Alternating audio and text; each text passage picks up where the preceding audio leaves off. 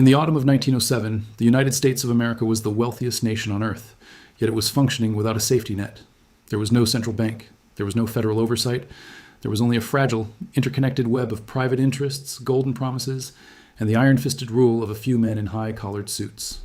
New York City was the beating heart of this machine, a place where the air smelled of coal smoke and the ticker tape hissed like 1,000 snakes, recording the rise and fall of fortunes in real time.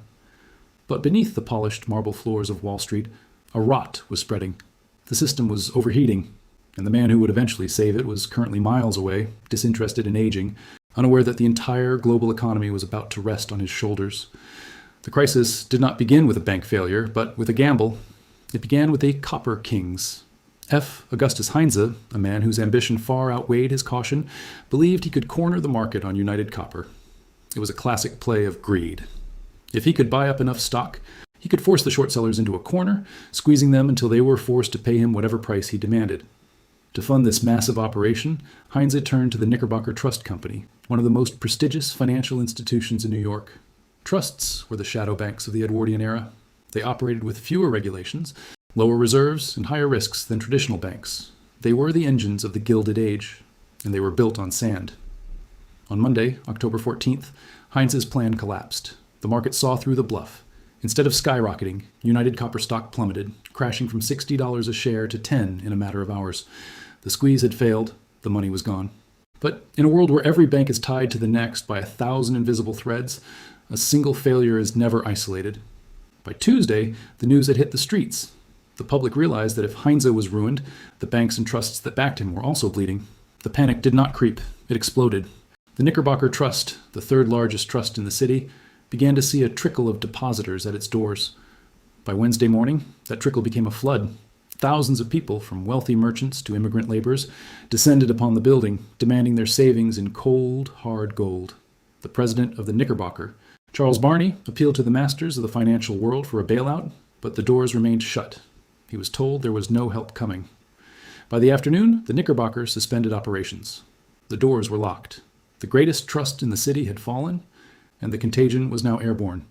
The problem with a financial panic is that it is a psychological disease. Logic evaporates. Even healthy banks began to see their reserves dwindle as fear paralyzed the city. If the Knickerbocker could fall, nothing was safe. The stock market began to bleed out. Interest rates for overnight loans, the lifeblood of the exchange, skyrocketed to 70%. Brokerage houses were minutes away from declaring bankruptcy. The entire American financial system was staring into an abyss.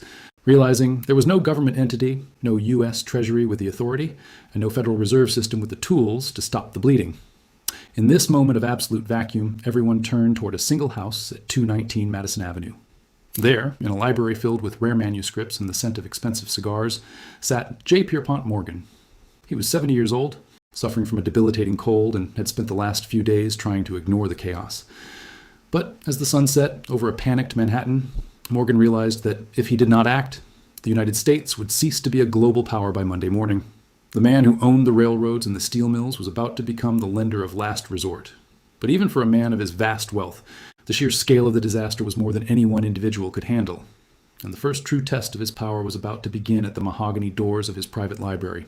The silence in J.P. Morgan's library was a stark contrast to the screaming chaos of the floor of the New York Stock Exchange. Outside, men were losing lifetimes of work in a single afternoon. Inside, Morgan sat in his velvet armchair, playing solitaire, a game he used to clear his mind before making moves that would shift the foundations of the world. He was not just a banker. He was the personification of American capitalism in an era before the government knew how to regulate it. He knew that the fall of the Knickerbocker Trust was only the first domino. If the Trust Company of America, the next giant in line, were to collapse, the entire banking system of the United States would dissolve into a primitive barter economy by the weekend. The panic was no longer about a failed copper corner. It was about a total loss of faith. When trust vanishes, the value of paper money vanishes with it. People wanted gold. They wanted to feel the heavy, cold weight of specie in their palms. But there wasn't enough gold in all of New York to satisfy the terrified crowds. Morgan sent his young lieutenants, men like Benjamin Strong, who would later lead the Federal Reserve, to investigate the books of the Trust Company of America. They worked through the night in the vaults, surrounded by the smell of old paper and the frantic scratching of pens. Their report to Morgan was grim. The trust was bleeding millions, and it had only a few hours of life left. Morgan did something unprecedented. He didn't ask for government permission. He summoned the presidents of the city's largest banks to his library. He locked the doors. He told them that they would provide the liquidity to keep the Trust Company of America afloat, or they would all perish together. It was a brutal, calculated ultimatum. He forced the competitors to become collaborators. By Thursday morning, the immediate threat to the trusts seemed managed, but the fire had already jumped to the stock exchange itself. The president of the New York Stock Exchange, Ransom Thomas, literally ran to Morgan's office, bursting through the doors to deliver the news that he would have to close the exchange early. Closing the exchange would have been a death knell. It would have signaled to the entire world that America was bankrupt. Morgan looked at his watch. It was roughly 2 o'clock in the afternoon. He told Thomas that the exchange must stay open until its regular closing time. Thomas argued that there was no money left to facilitate trades. Morgan didn't blink. He summoned the bankers again and, within 16 minutes, raised $25 million. He funneled that cash directly onto the floor of the exchange. It was a massive injection of adrenaline into a dying patient. The market stayed open. The panic momentarily subsided. But as the sun dipped below the skyline on that frantic Thursday, a new and more terrifying realization began to dawn on Morgan and his inner circle. The banks were empty. The trusts were shattered. And now the city of New York itself was running out of money. The city's payroll was due and its coffers were dry. If the greatest city in the New World defaulted on its debts, the collapse would be global. Morgan had spent his own prestige and the reserves of his allies to save the banks, but the hole in the hull of the ship was growing faster than they could pump the water out. The crisis was no longer just about Wall Street. It was about the very sovereignty of the American economy. The pressure moved from the boardrooms to the streets. Rumors began to circulate that the U.S. Treasury was out of options. The Secretary of the Treasury, George Cortelyou, was in the city, but he was legally hamstrung. He could deposit government funds into national banks, but he couldn't save the trusts or the city directly. He was a spectator to a house on fire. Morgan was now the only man standing between order and a total return to the dark ages of finance. But even Morgan's pockets had a bottom. And as the lights burned late into the night at 219 Madison Avenue, he realized that the most dangerous players in this game hadn't even shown their hands yet. The atmosphere inside the library had shifted from urgent to suffocating. J.P. Morgan was no longer just a banker. He was the de facto central bank of a nation in freefall. The city of New York was officially broke. It needed $30 million to meet its obligations and pay its teachers, police officers, and firefighters.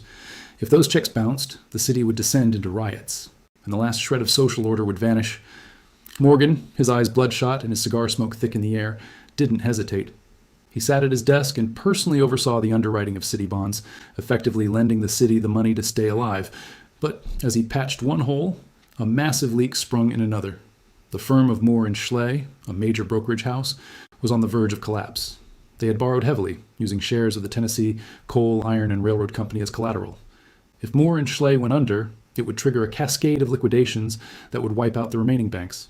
The only way to save them was for U.S. Steel, the massive conglomerate Morgan himself had created, to buy the Tennessee Company. But there was a wall in the way. The President of the United States, Theodore Roosevelt. Roosevelt was a trust buster. He loathed the monopolies Morgan represented. If U.S. Steel swallowed another competitor, the government might sue to break it up, and the deal would fall apart, taking the economy with it. Behind the scenes, the tension was reaching a breaking point. Morgan was playing a high-stakes game of chicken with the White House. He sent his representatives on a midnight train to Washington, D.C. to beg the president for an antitrust immunity. While they traveled, Morgan gathered the city's trust company presidents in his library. He was tired of their hesitation. He was tired of their fear. He knew that the trusts were still hoarding cash, terrified of their own shadows, while the rest of the market bled out. He needed them to pool their remaining resources into a final rescue fund. The scene that night was something out of a Gothic novel. Dozens of the most powerful men in the world were locked inside the library. The bronze doors were bolted from the outside. Morgan sat in the outer room, playing his endless game of solitaire, while the bankers argued in the inner sanctum. He told them they were not leaving until they signed an agreement to provide $25 million to save the remaining trusts. Hours passed. The clock ticked toward dawn. Some men paced, others slumped in their chairs, exhausted. Morgan remained motionless, a silent sentinel of capital, waiting for the men inside to realize that their individual survival depended entirely on their collective sacrifice. Outside, the world was waiting for a sign. The newspapers were prepared to print headlines of a total national bankruptcy. The gold reserves of the country were at an all-time low, and the steamships carrying gold from Europe were still days away. Everything rested on a piece of paper in a locked room in Manhattan, and a telegraph from a president who hated the very man who was trying to save the country. The breaking point had arrived. The mechanism of the modern world was grinding to a halt. and the friction was about to start a fire that no amount of private wealth could extinguish. As the sun began to rise over Manhattan on the morning of November 4th, the stalemate in the library finally broke. And J.P. Morgan, exhausted but resolute, walked into the room where the bankers were still arguing. He placed a gold pen and the agreement on the table. He told them, simply, that the time for debate had passed. One by one, the men who controlled the nation's private wealth signed their names, committing the final reserves of the city to a collective defense. At the same hour, a telegram arrived from the White House. President Theodore Roosevelt, realizing that the collapse of the economy would be far more damaging than a temporary monopoly, had agreed not to prosecute the merger of U.S. Steel and the Tennessee Coal and Iron Company. The deal was done. The hemorrhage was stopped. The panic of 1907 was over, but the world it left behind was unrecognizable. The market stabilized, the gold from Europe finally arrived, and the long lines at the bank windows dissipated into the cold winter air. But the victory belonged to one man, not the nation. The realization that a private citizen, a single banker in a library, had more power than the United States government was a shock to the political establishment. J.P. Morgan had saved Wall Street, but in doing so, he had proved that the system was fundamentally broken. He was the lender of last resort only because the law provided no other. The aftermath was a period of intense reflection and legislative reform. Within a few years, the Pujo Committee began investigating the money trust, the very group of men who had saved the country. The public's fear of a concentrated financial elite led directly to the passage of the Federal Reserve Act in 1913. The Federal Reserve was created to ensure that no single individual would ever again have to lock the doors of a library to save the global economy. The era of the king of capital was over, replaced by a bureaucratic machine designed to manage the cycles of boom and bust through cold, calculated policy rather than the force of a single man's will. Today, the panic of 1907 serves as a haunting blueprint for every modern financial crisis. We see the same patterns of shadow banking, the same sudden evaporation of liquidity, and the same desperate intervention by central authorities. We move from the hands of J.P. Morgan to the balance sheets of the Federal Reserve. But the underlying fragility of trust remains. History shows us that money is not backed by gold or stone, but by the belief that the person standing across from you will honor their word. When that belief fails, the marble pillars of the world's greatest institutions begin to crumble.